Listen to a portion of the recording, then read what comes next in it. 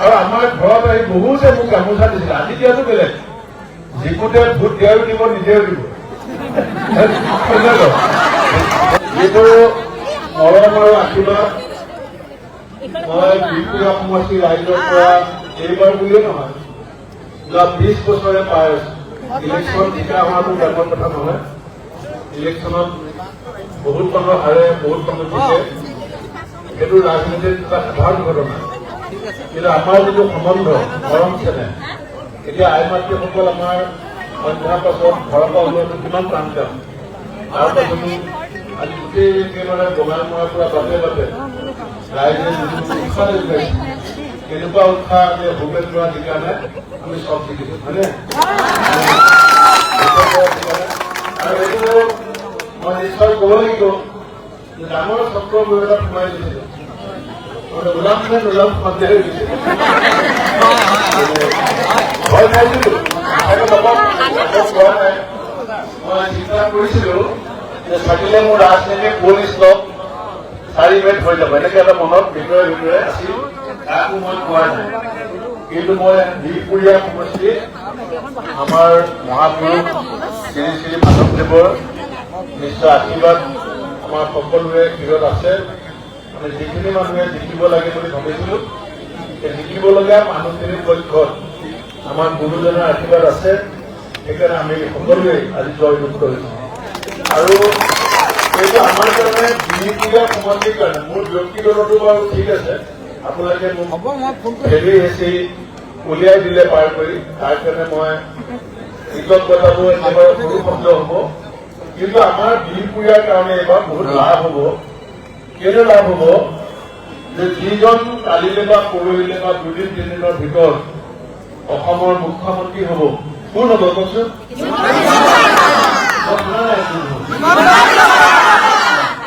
2-3 দিনৰ ভিতৰত মুখ্যমন্ত্ৰী শপত গ্ৰহণ কৰিব আমাৰ সকলোৰে মৰমৰ ডক্টৰ হিমন্ত বিশ্ব শৰ্মা। মই যিদিনাখন বিজেপিলৈ আহিছিলো, সেইদিনাখন মই নিজেই গম পোৱা নাছিলো যে মোৰ ৰাস্তাটো কেনেকুৱা হৈছে। মই যিটো ৰাস্তাৰে মুখ্যমন্ত্ৰীৰ হাতত ধৰি বিজেপিলৈ আহিছিলো, মই নিজে ভালকে গম পোৱা নাছিলো যে মই যিটো ৰাস্তাত খোজ দিছো সেই ৰাস্তাটো কেনেকুৱা। কিন্তু আজি বিহপুৰীয়া সমষ্টিৰ ৰাইজে প্ৰমাণ কৰিলে যে ভূপেন বৰা যিটো ৰাস্তাত গৈছিলে এইটো শুদ্ধ ৰাস্তা আছিল। বিহপুৰীয়া সমষ্টিৰ ৰাইজে আজি মোক যিখন চাৰ্টিফিকেট দিছে, সেইখনে মোৰ কাৰণে সৰ্বশ্ৰেষ্ঠ চাৰ্টিফিকেট। আপোনালোকে দেখা মই যে মুখ্যমন্ত্ৰীৰ হাতত ধৰি পেলাই বিজেপিৰ অহা সিদ্ধান্তটো শুদ্ধ আছিলে, সেইটো আজি বিহপুৰীয়া সমষ্টিৰ প্ৰায় ৭৩,০০০ মানুহে আজি প্ৰমাণ কৰি দিলে। সেইকাৰণে মই এতিয়া বেছি কথা নকওঁ। কিমান দিনৰ পৰা আপোনালোকে ৰাজনীতি দেখিছে, 101খন আসন আজিলৈকে কোনেও পোৱা নাই। এইটো মই মনৰ পৰা বিশ্বাস হৈছে, অকল মই যে ব্যক্তিগতভাৱে ভূপেন বৰালীয়ে ঠিক ৰাস্তাত আহিছে নহয়, মই ভাবিছো গোটেই অসমৰ ৰাইজে এই কামটো যে কৰিছে কিবা এটা ভাবি চিন্তি কৰিছে। 101খন চিট কেম্পেইনিং কৰিলেই ভাষণ দিলে নাপায়। এইটো মানুহে অন্তৰৰ পৰা কিবা এটা যে আশীৰ্বাদ এটা যে ডক্টৰ হিমন্ত বিশ্ব শৰ্মাক দিছে, সেইটো এতিয়া কোনো সৰু সৰু ল'ৰা ছোৱালীও বুজি পাইছে। কাৰণ ময়ো ভবা নাছিলো এনেকে 100 পাৰ হৈ যাব। আৰু পশ্চিমবংগত চাওক, ময়ো আছিলো 15 দিন, তাতো 200 পাৰ হৈ গ'ল, সেইকাৰণে এইবাৰ মই কোনো কথা পাইছো, চবতছে লাভ হব বিহপুৰীয়া সমষ্টি।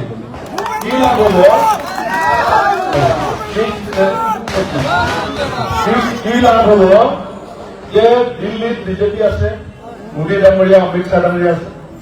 চিফ মিনিষ্টাৰ এনেকুৱা এজন মানুহ হব যাৰ 26 বছৰ প্ৰশাসনিক জ্ঞান আছে, মানে চৰকাৰ চলোৱা যিটো জ্ঞান লাগে সেইটো হিমন্ত বিশ্ব শৰ্মা ডাঙৰীয়া এই সপ্তাহত যেতিয়া আকৌ মুখ্যমন্ত্ৰী হব, তেখেতৰ যিটো ট্ৰেইনিং, তেখেতৰ যিটো অভিজ্ঞতাৰ যিটো, আমি যেনেকে BA পাছ কৰিবলৈ 3 বছৰ কৰিব লাগে, তেখেতে এইবাৰ CM হবৰ কাৰণে 26 বছৰৰ অভিজ্ঞতা আহৰণ কৰি পেলাই মুখ্যমন্ত্ৰী হ'ব। গতিকে মই ভাবিছো যে ঠিক সময়ত মই এজন ঠিক মানুহৰ লগত লগ পাতিছো আৰু সেইটোৰ পৰা লাভ হ'ব বিহপুৰীয়া। আৰু মই আৰু এটা কথা মই কৈছো যে এই সময়ত বিহপুৰীয়াবাসীক কৈছো যে কোনেও মোৰ লগত কেতিয়াও বেলেগৰ জৰিয়তে যোগাযোগ নকৰিব, চিধাকে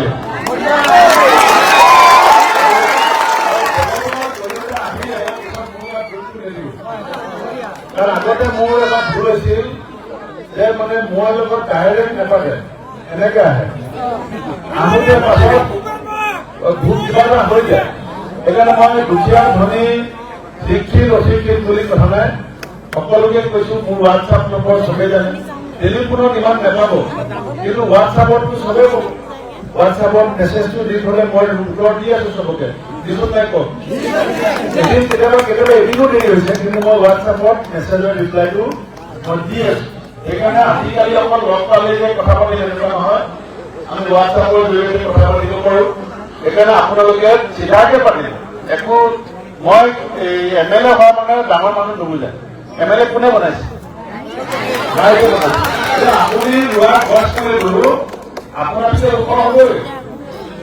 গছ পুলিটো বাৰীত ৰুৱে, এই গছ পুলিটো আপোনাতকে ওখ হব। তাৰমানে এইটো নহয় যে গছ পুলিটো আপোনাতকে ডাঙৰ হব, কথাটো বুজিব। সেইকাৰণে আপোনালোকে ৰুইছে, আপোনালোকে ছাঁ ল'ব লাগিব, আপোনালোকে ফল খাব লাগিব আৰু আপোনালোক চিধাকে আহিব।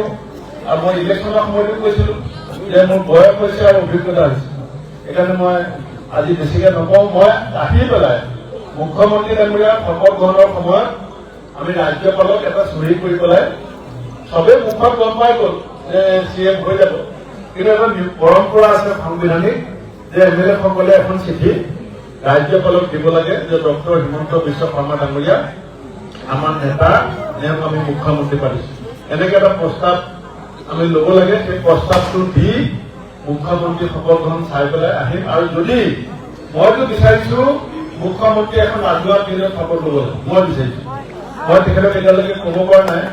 যদি ৰাজহুৱা ফিল্ডত শপত লয়, আমাৰ যদি কোনোবা আহোঁ বুলি কয় মোক জনাব, আমি যোৱা মেলাৰ কথা পাতি লম। যদি গভৰ্ণৰ হাউচত শপত লয় তেতিয়া গৈ পেলাই আপোনালোকে একো লগ পাব বা ওচৰৰ পৰা নিৰ্দেশিব। সেইকাৰণে যোৱা নোযোৱাটো আমি পিছত সিদ্ধান্ত ল'ম, কিন্তু মুখ্যমন্ত্ৰী ডাঙৰীয়াক অনুৰোধ কৰিম যাতে এমাহ ডেৰ মাহৰ ভিতৰত, এই মাহতো নোৱাৰিব, অন্ততঃ জুন মাহত যাতে BPLA বা আহে তাৰ কাৰণে মই অনুৰোধ কৰিম। সেইকাৰণে বাকী আপোনালোকে চিন্তা নকৰিব। আৰু খুব ভাল দিন আহিছে কেলে আপুনি নৰেন্দ্ৰ মোদী ডাঙৰীয়াও আজি ভাবিব যে গোটেই অসমখন তেওঁৰ ফালে আহিছে, গতিকে এতিয়া তেখেতসকলৰ দায়িত্ব পাইছে, আমাৰ দায়িত্ব হৈ গ'ল। আমাৰ ৰাইজৰ দায়িত্বটো এতিয়া ৰাইজে কামটো কৰি দিলে। এতিয়া কাম কৰা দায়িত্ব প্ৰধানমন্ত্ৰীৰ, কাম কৰা দায়িত্ব মুখ্যমন্ত্ৰীৰ, আৰু মোৰ কাম হৈছে ৰাইজৰ কথাবিলাক মুখ্যমন্ত্ৰীৰ সন্মুখলৈ, আমাৰ সমস্যাবিলাক মুখ্যমন্ত্ৰীৰ আগত লৈ যোৱা, সেইখিনি মই কৰিম। ৰাতি বহুত আজি আচলতে পাৰ্টীৰ নামত কিবা কিবি ধেৰ হ'ব লাগিছিলে, কিন্তু মই আহি পাইছোহে, গতিকে সেইটো বেয়া নাপাব।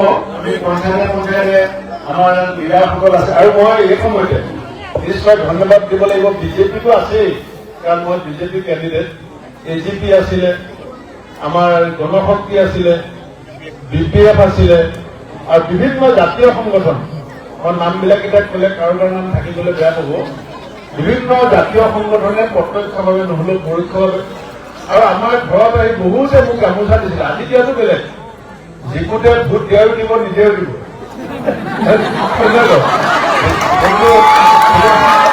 সেইটো থাকেই, সেইটো বেয়া বস্তু আছে, জিকাৰ পাছতো দিবই, কিন্তু জিকাৰ আগত আপোনালোকে দিয়া চব গামোচা মই থাকি দিছো। আপুনি বিচৰা বাতৰি পাব কেৱল News 18 এপত। News 18 এপ ডাউনলোড কৰিবলৈ স্কেন কৰক এই QR কোড। Google Play Storeতো পাব এই News 18 এপ।